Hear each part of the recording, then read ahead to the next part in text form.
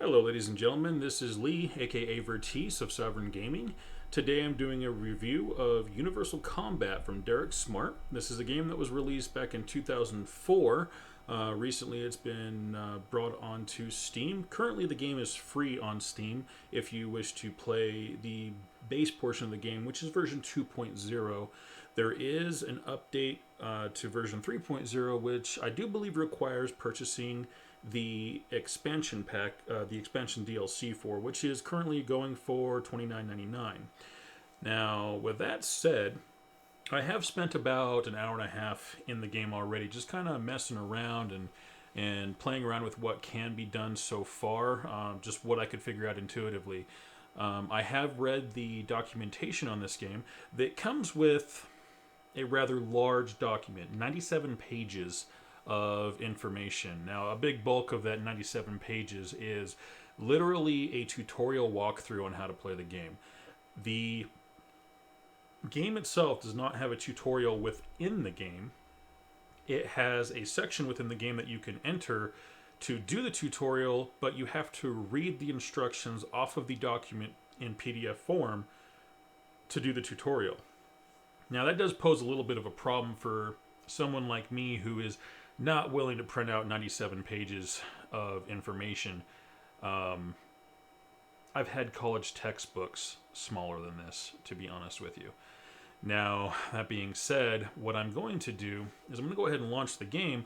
I'm going to move the documentation off to the side here. This is basically what you see on the left-hand side is the beginning of the tutorial.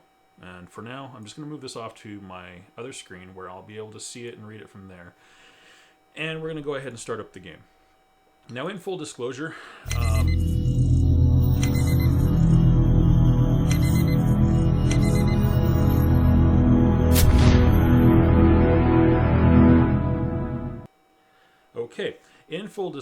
this game crashes a lot. I crashed 4 times alone just setting the configuration for my computer, doing resolution and whatnot on the game itself. If we go into config, this is the startup page. If we go down here to config, you can see what settings I currently have set. I've turned the sound FX down to 1 because it started off at 8, blew my ears off, thought I was going to die, had a heart attack. Put it down to 1 so maybe you guys can hear me while we play. Turn the music off. That was insanely loud as well. The background comms chatter setting I turned to off. That drove me insane. After hearing that for about half an hour, I shut that off.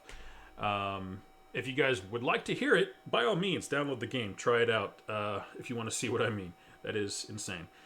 The display resolution, that is the highest I could get it to go. 1680 by 1050, at least in a resolution that fits my screen.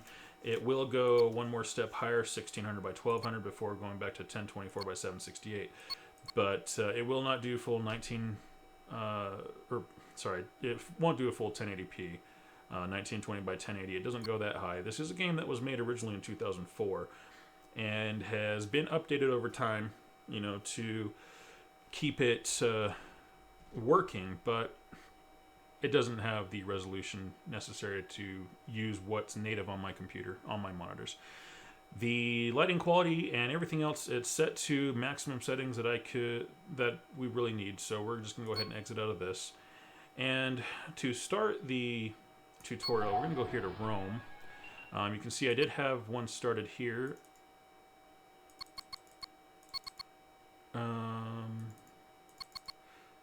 Okay, well, I guess I can't use it. Whatever. We'll just go ahead and delete that, and we'll start another one. So, to begin with, it says click the first available profile slot, type in your name, press enter. So,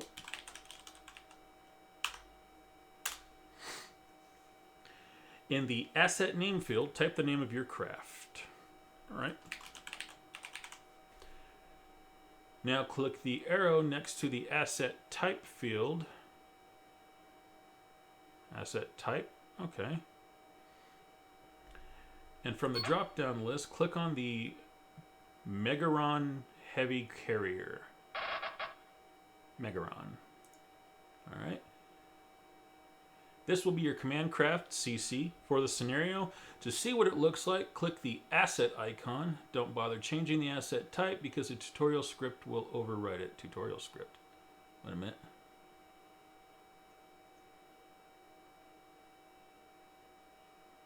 Okay, I think I might be in the wrong location. Let's go back here. All right. Let's select Rome from the menu.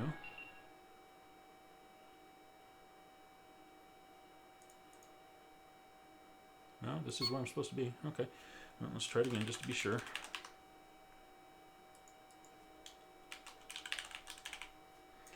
And we were to select, whoops.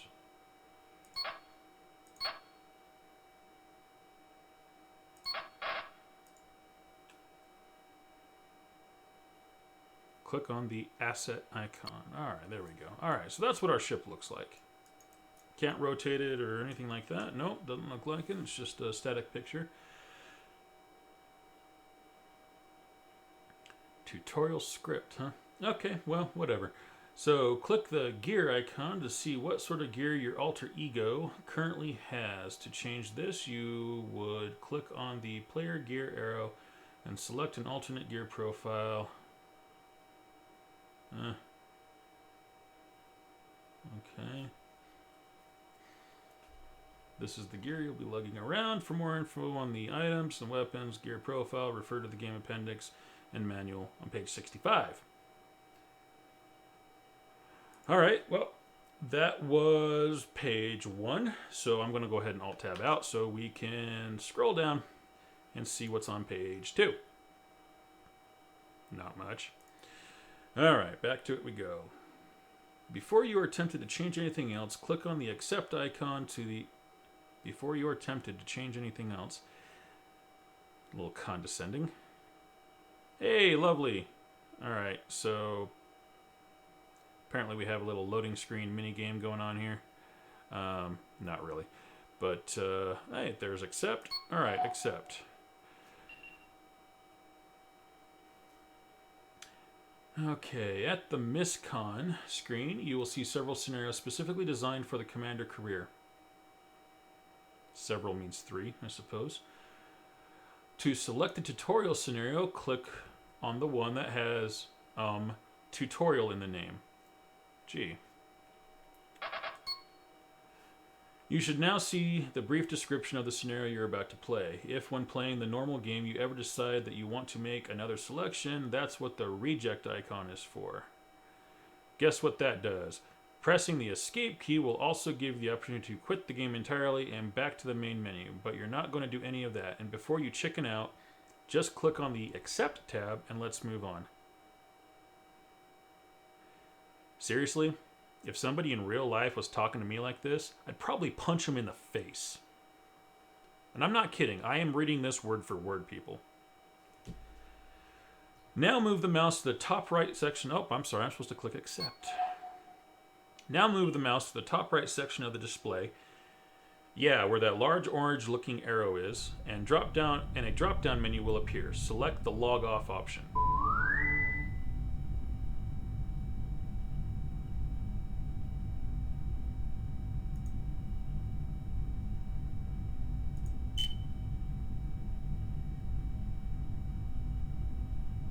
Did say top right section of the display.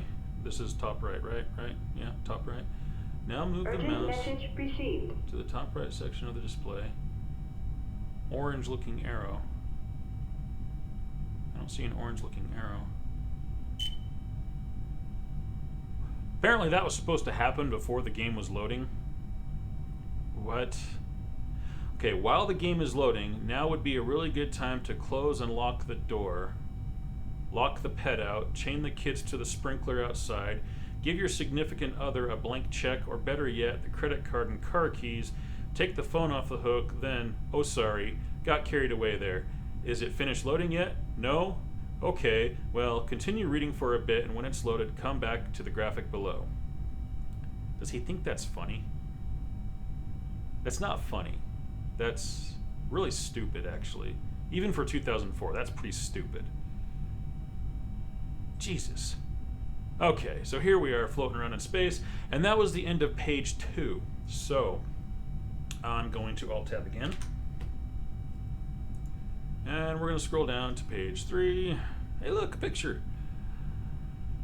All right, let's just go ahead and read this before moving on to the next part of this and loading it up again. So, Commander on the bridge. No, don't let the title above fool you. You're as close to being a commander as I am to being politically correct. No shit. After you have launched into the game world, you will be sitting on the bridge of your brand spanking new Megaron carrier, with a view to the outside world via the Integrated Tactical Display, ITD, manual page 11. Accessing any menus will stop AI processing. It will not pause the game. Try this by checking the command icon located to the right side of the display in the TLM cluster, manual page 18. The game will seem to have paused, but it hasn't, since you can still hear the engines. Now click anywhere outside those menus and AI processing will resume. Now press the pause key to truly pause the game properly. All right, so let's go ahead and do that. We're gonna pull this back up.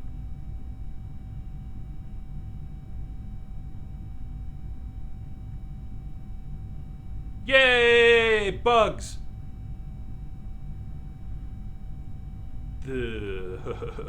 Okay, let's try Alt-Tabbing back out and going back into it again.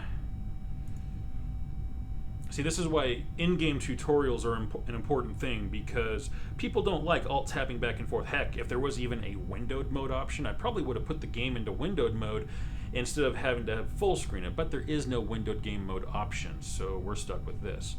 All right, so on the right-hand side, we have command. We can click on that. That's pretty cool. That's sarcasm. So according to this, we click on command on the right side of the display. The game will seem to have paused. Oh, not really. Whatever. Not going very fast. And it then says to click outside the menu and the AI processing will resume. And click the pause. Press the pause key to truly pause the game properly. I'll be honest with you. Again, I read the 97-page document before even starting this. I don't remember what key was the pause key. Let's go find out. Real quick, I'm going to scroll down to the next page of our tutorial. Let's open up the commands document. This is our commands document. So let's take a look at what we have.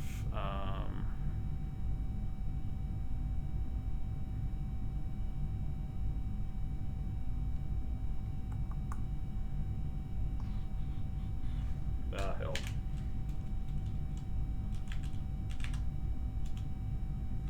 Pause game. Toggle.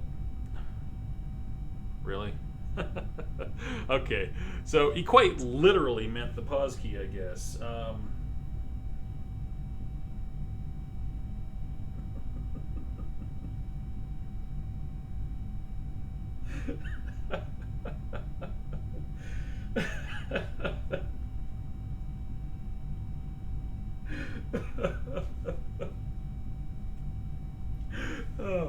So it's kind of like, you know, where's the any key? So, let's see. I get the impression that the miscellaneous section here, when it says pause game,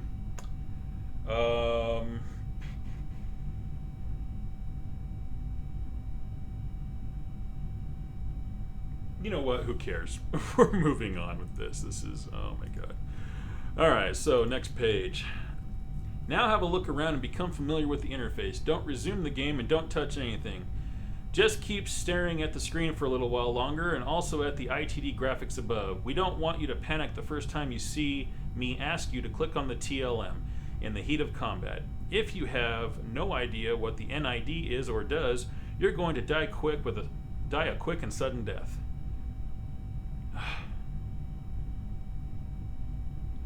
Quick, see how fast you remember what the TLM is.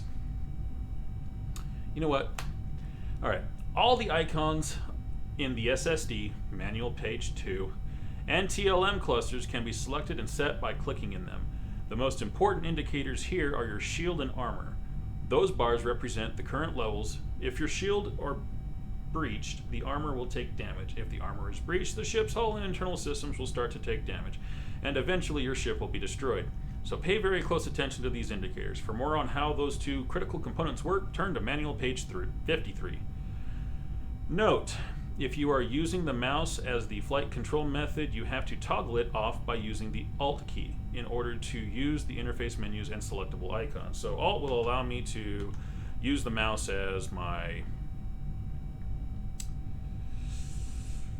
flight mode, which is actually pretty nice, to be honest with you, because I spent probably a good, 30 minutes playing with just the keyboard controls. Terrible, absolutely terrible.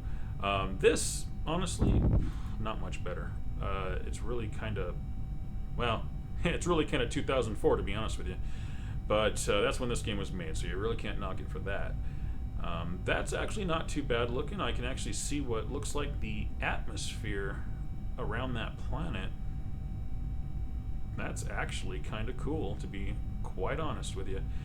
But anyway, next part of this says target selection and identification. The tactical radar scanner, TRS, manual page 23. It's like a choose your own adventure book. Is already the selected system. The border around it is brighter color than the two displays on either side, obviously. These circles are used to track the targets in relation to your ship. Any target within the inner circle is in front of your ship bearing. If the target is in the outer circle, it is behind your ship. The very center of the circle represents what is directly in front of your ship. Therefore, if a target is in the inner area, you are directly facing it. All targets are color-coded, but for now, you should only be concerned with the green, friendly, red, hostile, and blue, neutral targets. To select a target, you would put the TRS in command mode by either clicking inside it or using the T key. Then use the period and comma keys, or move the mouse into the TRS and click on the desired target.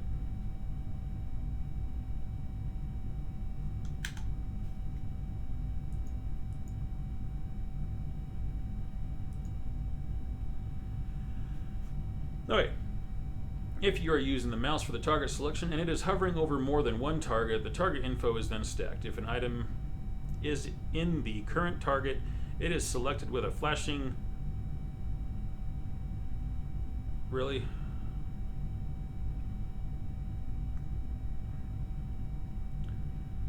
Okay, that's just... Next page.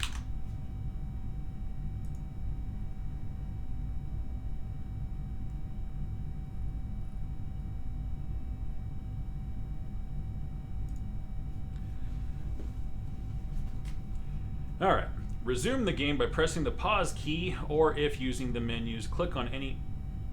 Oh, that sucks.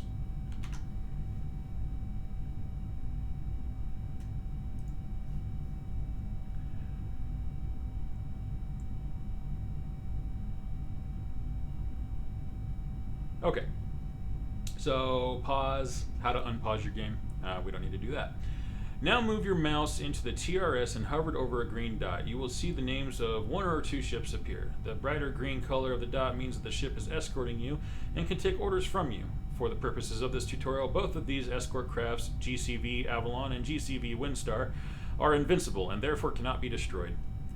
Left click on the cluster of green dots. Oh my god. Power users can go through the above steps by pressing T and using the period and comma keys to locate the desired target. Your range in kilometers to the select target is displayed in the top left corner of the TRS.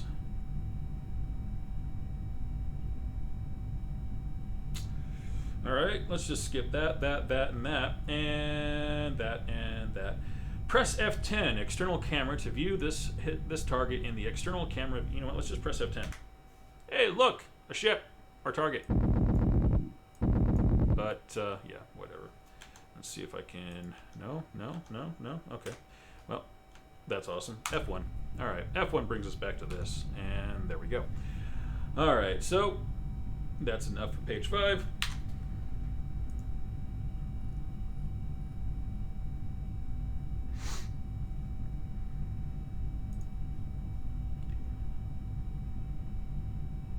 All right, page 6.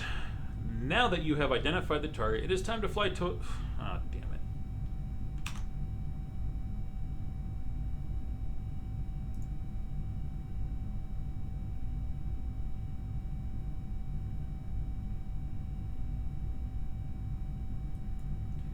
All right.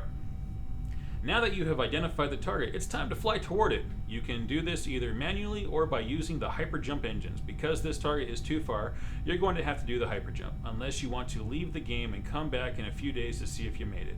Gee, that sounds fun. Alright, so let's see our target here, and there it is. Yeah, so my cursor's actually, even though there is no windowed mode in this game, my cursor is actually leaving the screen, so that's not too cool. So that is our target, and shift F9 to jump. Alright, well, let's read the stuff before that first. So, okay, let me explain. First, take a look at the range to target numbers. At the fastest velocity running on max power, factor 10, the Megaron can achieve up to 475 meters a second. That is 0.47, oh my god. That is 0.475 kilometers a second. For those of you out there that can't do math, I mean, he's doing it for you, I guess. He's got a PhD in mathematics. Take that range, this velocity, and do the math. No, you don't want to fly that distance manually. Jesus Christ. Anyway, this jump takes you through hyperspace in which nothing is real, so don't be surprised if you see your craft flying through a planet as if it wasn't there. You are actually in a different time continuum, or some sci-fi nonsense like that. Really? I mean, if you can't even take the time to bother and come up with your own freaking whatever. Stand by for jump. You can do this jump in one of two ways. The man-child way is to do 5 clicks starting from the command icon and going to command craft orders, fly to other, and finally selecting target alpha from the list of targets. For this tutorial, make believe that you are an experienced commander. You know what? For this tutorial, make believe that you are an experienced commander as opposed to a sissy man who needs menus and diagrams and just press Shift +9 to do the jump. You know what? Fuck you. Seriously. So, Shift 9. That was a lot of noise.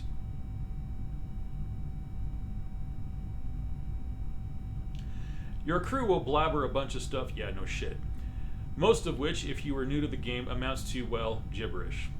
Most of which, if you ever play the game again in the future, will always be gibberish. Notice that the flight path indicator, FPI, manual page 14, now displays the name of your jump target. As your ship hurtles through space, you sit there twiddling your thumbs, wondering if what the heck you just did, or worse, you used the menus to jump instead of the method I told you to use, and you're now wondering why you didn't hear the crew chatter I mentioned above. Notice that your hyperdrive engine counter next to the H-drive icon on the bridge is depleting. So it is. The flight path attitude, FPA, manual, page 14, has also changed to display HJ. Okay. If you watch the range to the target rapidly count down, you can basically determine when you are going to emerge from hyperspace. And no, you can't abort the operation. Once you commit to a hyperjump, that's it. You're stuck in hyperspace until the transition completes and you re-emerge in real space.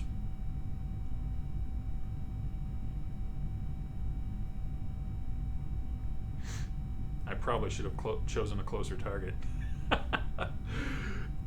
Eventually, you will hear the engines from hyperspace message from Mother, the ship's computer silly, indicating that your ship is about to drop out of hyperspace. But, oh hey, we made it. But, end of page 6. So,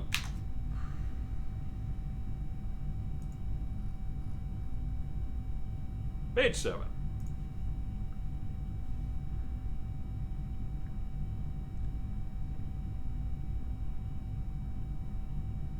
But, until you see the FPA change from HJ back to VTOL or FTOL, the transmission is not yet complete. If you want to see what's going on during that time, when you hear this message, just press F9 to see the ship emerging. When done, press F1 to return to the bridge view. Whatever. Once the transition is complete, you should be facing the target. Notice that when jumping to a target, the range at which you emerge from the jump is dependent upon the size of the jump target. So for a large object, like a planet, you will emerge at a greater distance than if you were jumping to a carrier or a station. I think this is actually a station. Note that your now depleted hyperdrive engine is recharging now that you have dropped out of hyperspace. Until it recharges to 100%, you cannot do another jump. Whatever you do, don't forget this. Yeah, whatever. Note, FTOL equals forward takeoff and whatever. Moving on. Assuming that you use the manual jump method, your craft's autopilot should be off. If it is not, then AP symbols should be flashing in the alert status display ASD cluster, manual page 12, in which case you turn it off by pressing either Control A or by double clicking the symbol. Moving on. The target should be directly ahead of you, and its target tracking designator, TTD, manual page 15, now shows info about it. The target name integrity level are displayed at the bottom top, and its shield armor levels are displayed on the left right. During combat, the integrity, shield, and armor levels are updated as the target takes damage or recharges its shields. Note that if another craft crosses your path, moving on. Now that you have manual flight controls, tap and hold the W key until your velocity indicated, W makes you go forward.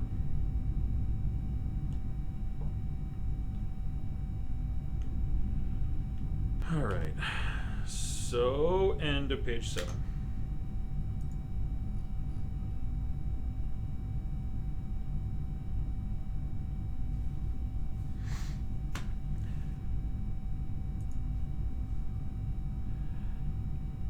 The FPA indicator that previously read VTOL, one of 3 profiles, will clear and the ship should be moving forward at the set velocity. If you are going faster than 125 meters a second, make short taps on the S key to engage your retro rockets, therefore reducing your thrust velocity. You know what?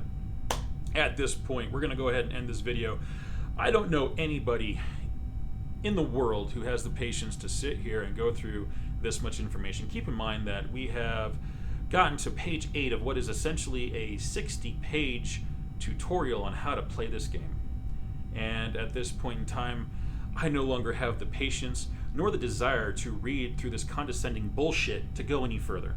So with that, I want to thank everybody for watching. If you enjoyed this video, please subscribe. If you'd like to comment, please comment.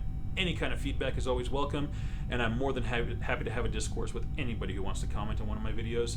And if you'd like to help me out even further, please go ahead and rate the video as well.